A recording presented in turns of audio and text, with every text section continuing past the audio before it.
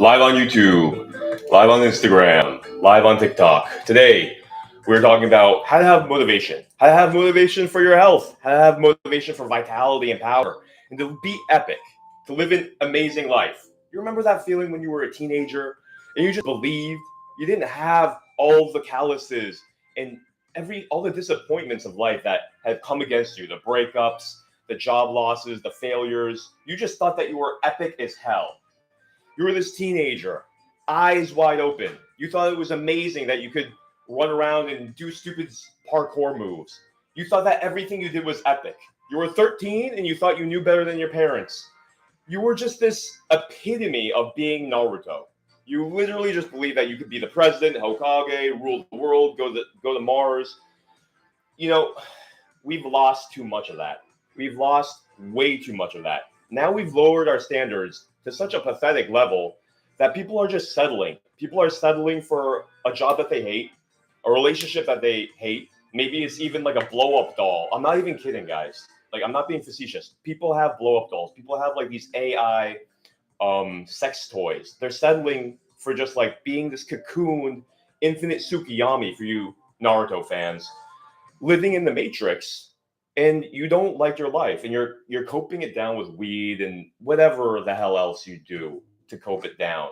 You know, everybody knows there's tons of copium, and nobody's immune to it. Everybody's got these problems, but the question remains how to be vital, how to be motivated. So today we're gonna freaking talk about it, because if I could snap my fingers and if a genie could say, yeah, well, go ahead, you can be however you want to be. You can be like John Cena. You can be like your favorite superhero. You know, a lot of people are watching The Boys nowadays. How many would like to be like Butcher, just a badass? He's jacked. He's a badass. He gets what he wants. He has that will force. He has that power. That's what we're talking about. So, I see a lot of guys. One of my good friends fell back into alcoholism. There's temptations out there. There's a lot of reasons why I have these opinions on, it's a slippery slope, that alcohol. That is a slippery slope. It grabs people and keeps them down. He's in this constant cycle of just like drinking. He had a DUI. Now he can't go anywhere. He just goes to work, comes home. Same thing happens. I have friends who, they just play video games and they smoke weed. And it's kind of sad because deep down, they know that they like the hero's journey.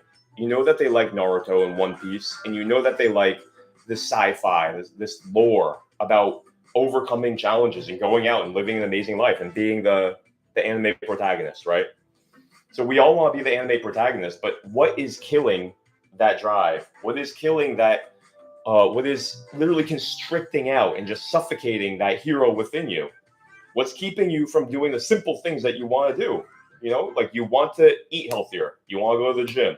You want to sleep better. You want to socialize more. But what is that force that just forces you not to do it? It seems like it's an impossible force. And this is going to be a quick one, guys. This is a quick one. I got to go soon. But just wanted to touch base here and give what I think is the number one antidote to this copium, this derping, this quicksand that you feel like you're in, that is just sinking you down. It just makes it feels like it's impossible to not overeat, to not get the Taco Bell, to not get the Pop-Tarts or whatever the hell, to not go to the weed or the bottle or the porn or the endless TikTok distractions. And you're leaving all your books, you're leaving all your ambitions, and you're sacrificing it. You're sacrificing it to the god of copium. And he's got you. He's got you like this. And listen, I know what it's like.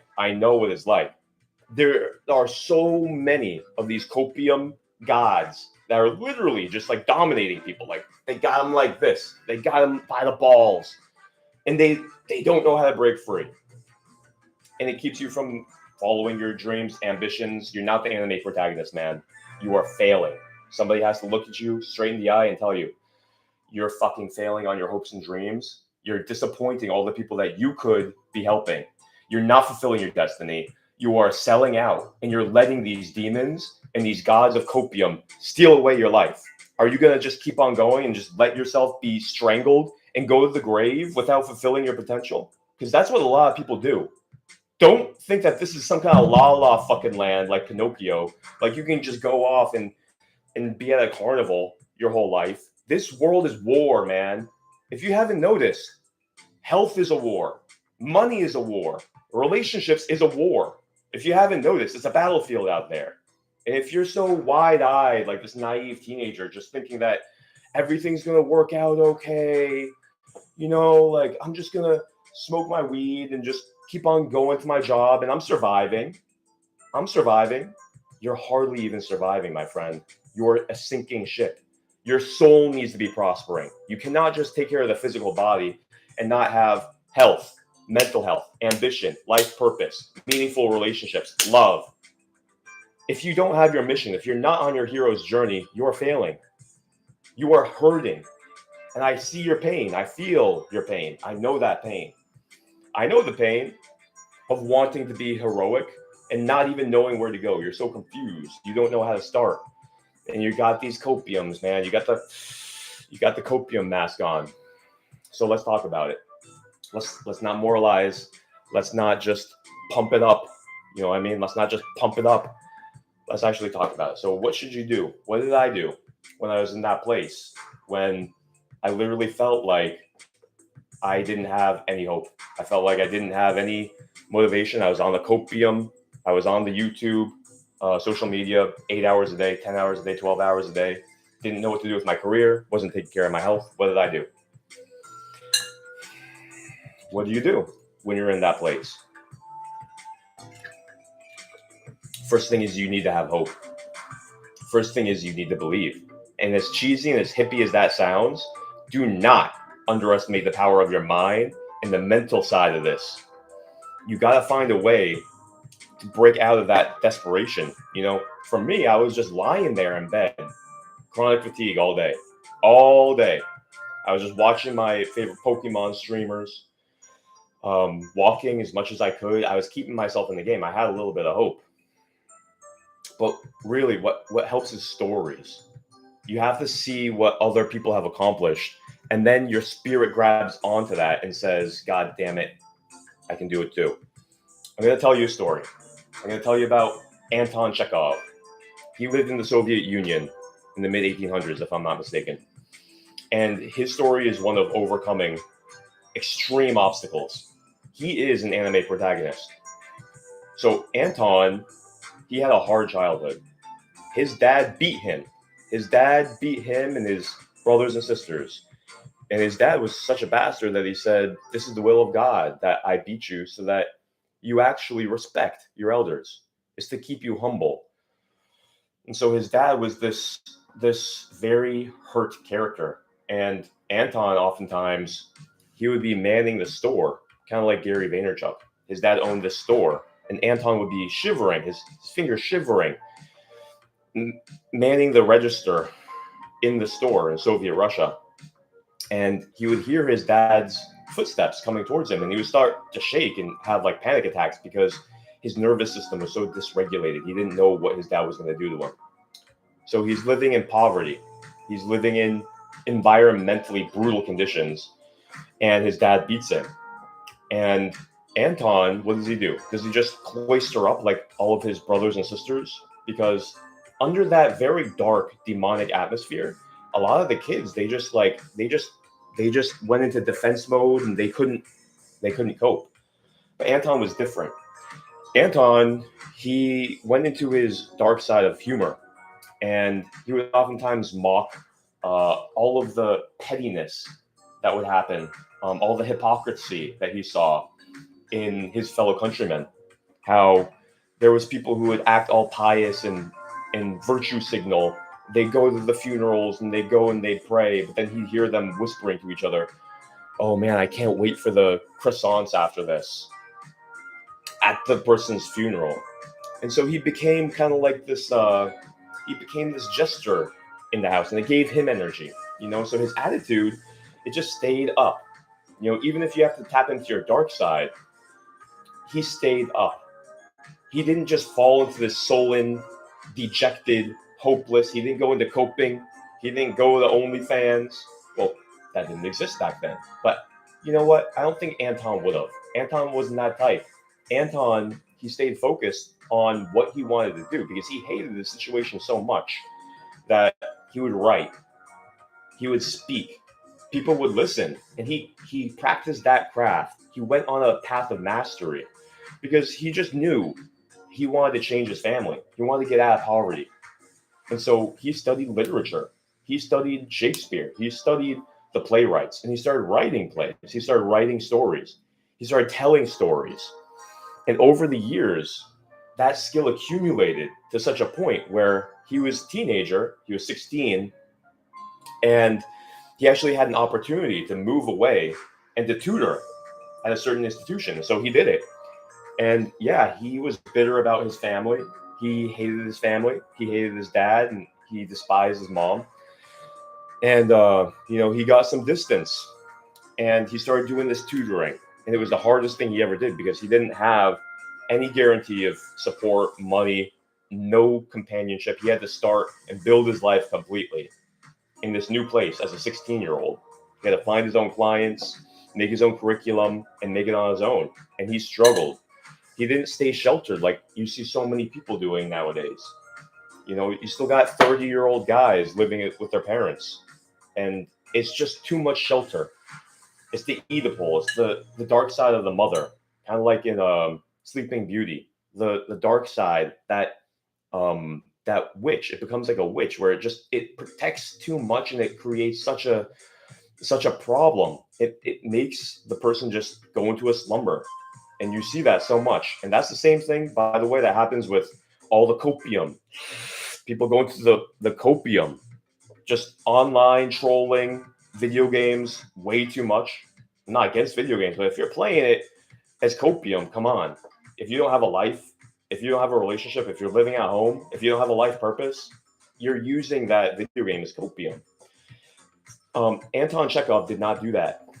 Anton faced the big bad world, is what I call it.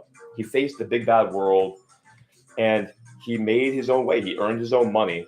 And with the distance, this is so interesting. With the distance from his family, he actually started to think through the literature about his parents, about why his dad beat him, about why his dad might have just been this serf, this person who was destined to actually come out of serfdom, but he stayed oppressed. He didn't take his brave journey, his hero's journey, into raising through the classes. And so he was so frustrated, he was resentful that, his brothers and sisters were able to escape. Now, this is Anton's dad. But Anton's dad was not able to elevate his social status. He was not able to break free from his inner self-image of being a subservient biatch, for lack of better terms. And so Anton actually understood, not that he condoned it, but he understood why his dad was frustrated. He felt like a failure. He felt so looked down upon by every other person in society. And that shadow frustration, he didn't understand how to handle it. And it lashed out on his family. So Anton, he started to understand. He started to understand and have empathy. Not condemnation, but he started to understand his father. And he was walking one day, and he just had this overwhelming sense of compassion because he understood that it was in him too. He hated when people looked down on him. He hated when people figuratively spat on his feet and just treated him like a serf. The moral and socioeconomic self-righteousness that people had disgusted him. It absolutely appalled him that people actually had this form of racism, that they would look down on someone just because they're not as rich and treat them as lesser. And so he understood how his father felt because he had that same shadow. He had that same aggression and violence stirring within him. And he had that moment of compassion. And he broke down and he cried, realizing and empathizing with his dad. And sooner or later, he actually understood that he should go back and visit. So he goes back to Parang Rog, and he sees that his family is actually degenerating more and more. They're getting sicker. They're even more poor. They're living in a tenement, which is just like way too many people living in an apartment, bad plumbing, bad sanitation, just horrible, just absolute filth. And he sees that his siblings are going crazy. They need to be rescued. And so he says, I'm going to put on my big boy suit, my overalls, and I'm gonna rescue my family. And so he starts using his savings. This is an extraordinary kid. This is a 17-year-old kid. He starts using his savings to improve the family life, providing for the family, better food, moves them to a better part of the town, out of this tenement, and actually starts working and doing tutoring work here based on the resume that he built. And over the period of several months, he elevates his family to such a point that his brothers and sisters are actually talking about, like, oh man, like, this is what I learned in school. Like, he got them back in school. He got them in an educational path. He lined them up with clients to start helping. And so all of a sudden he revolutionizes family. And guys, I'm telling the story just because, he did much more great things. Anton not only rescued his family, not only did he rescue himself out of poverty and ill health and dejection, hopelessness, class, racism, but he helped his family. And then he went on to keep on writing about this kind of stuff, and he was helping reform the prison system. He's helping reform the entire society through the power of his words. And the power of his words only came because he had hope that he could change his life from such tough situations. Now, you and me, we don't live in such a dejected state of communism and poverty and class racism. Yeah, we might have struggles in certain ways, but there's so many ways that we can get out there and make progress. There's so many ways that we can have hope.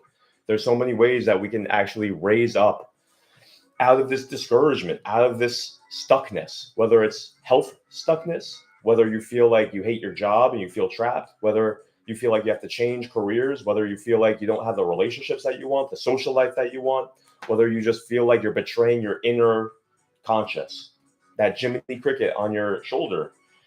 Maybe you're going against him and you just know that you're throwing away your health, your time, your potential. This guy, he was able to overcome his situations. I think that we can overcome ours, because guess what? He went on, he went to an island of exiles and degenerates and prisoners and criminals, and he observed what was happening there. This guy was brave as hell, guys. He was an anime protagonist, and he saw the horrible conditions of this detention center. He really faced the dark side of life. He didn't hide from it. He didn't cover it up with the copium. He came back, he integrated it, he wrote about it, he thought about it, he stood for something. He gave himself a life purpose. And if you have that, then you can overcome. A very wise man said, "He who has a why can endure any how." And it's just saying, if you supercharge yourself with a commitment, if you commit yourself to a purpose beyond yourself, something bigger, if you get involved in something like the military, then you will feel like you have this supercharge in your being that will pick you up, that will motivate you, that will give you a path, that will give you a path to mastery, that will give you a reason to live, that you won't just be this dejected, narcissistic, existential void inside you, thinking that there's no purpose. No more of that. If you plug into something that gives you a mission, that will ignite you. Think about it. Make a dream board. I'm going to show you my dream board before I go. I got several dream boards. You make something so beautiful in your imagination that you look at it every day and it just lights you up. You remember that vision. You got to feel it. You got to see what you want to make in your life. You got to feel it. And if you can really feel your dream, if you can create a beautiful ambition, if you can commit yourself to it, it'll give you more power than you really thought that you had. And you'll find that you can push through difficulties, just like Anton Chekhov did. You'll find that you'll be able to endure. You can motivate yourself. So that's what I find is the key to motivation. It's not emotional hype. It's having a dream. It's having commitment. It's having devotion to something beyond you.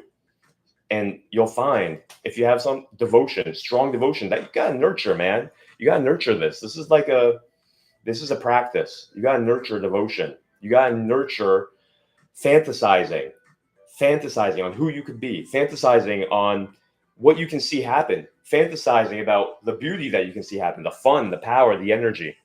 Make that fantasy, make that beautiful fantasy in your brain and really feel what it's like to be that new person, to live in that world. So for me, it's like, I want to have a farm. I want to be teaching people agritourism. I want to be teaching people culinary arts. I want to have a healing center. I want to have yoga and massage therapists. I want to have people going into mineral baths and saunas and doing detoxes.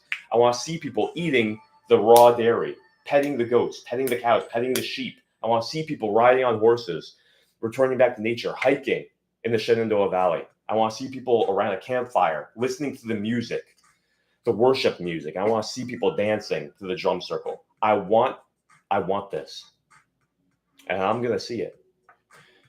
And that's motivating. Next time, we're going to talk about the bird's eye view of looking at your health, because what else is motivating is having a plan, not just the dream, not just the vision, but having a plan. If you have a plan, then that motivates you because you know how to implement and you're looking forward to it. We're going to talk about the 3 major pillars of easily revitalizing your health: detoxing, getting rid of the poisons, returning to nature, which includes just becoming a caveman again. What did the caveman do? Did he stay inside and sit on his ass 12 hours a day playing Game of Thrones? No. Returning to nature, and then understanding how to sleep like it's a sacrament. Sleep like it's sacred. Sleep like a god. A lot of people are ignoring these things, and evolutionary mismatch, y'all. We're living a perverted life. This is not how our biology wants to live. We don't want to be in boxes sitting down, not going out and being together. So we're going to talk about that next. I got to go. Hope this gave you a kick in the ass. I'll see you on the next one. Subscribe and like the video. I'll be back. Stay strong, y'all. Stay strong. Peace out, YouTube.